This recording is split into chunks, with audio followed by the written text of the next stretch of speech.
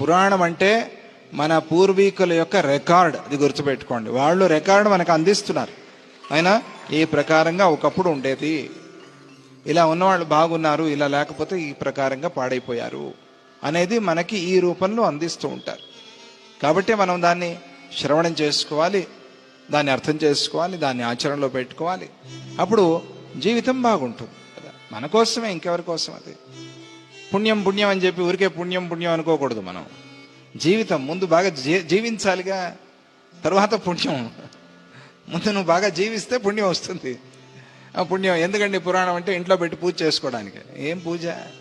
మా ఇంట్లో ఇన్ని పుస్తకాలు ఉన్నాయి, అదేం చదివావా? ఏం చదవలేదండి. మరి ఏం చేస్తాను? రోజు పూజ చేస్తానండి. పూజ చేయడానికి ఆ పుస్తకం చదువుకోవాలి. పురాణం ఉండేది పూజ చేసుకోవడానికి అంటే చదువుకోవాలి, వినాలి. సరే, అందరూ ఆ పని చేయలేరు కాబట్టి నేను ఆ బాధ్యత తీసుకున్నా. ఏం చేస్తాం? చాతుర్మాస్యం అయినా కూడా సరే చెప్దాం నేను. ఎందుకు? తెలియాలిగా. ఎవరో ఎక్కడో చెప్పాలి, ఎవరో ఎక్కడో వినాలి, లేకపోతే అది అట్లాగే అంతరించిపోతుంది. అంతే కదా. దాన్ని మనకి సులభతరం చేసి అందించాడు వ్యాస భగవానుడు. వేదాల్ని, శాస్త్రాన్ని మనం అన్నీ వినలేమో, అన్నీ చదవలేం కాబట్టి అన్నీ అర్థమవు. దాన్ని సులభమైంది కూడా మనం చూసుకోకపోతే ఎట్లా అండి?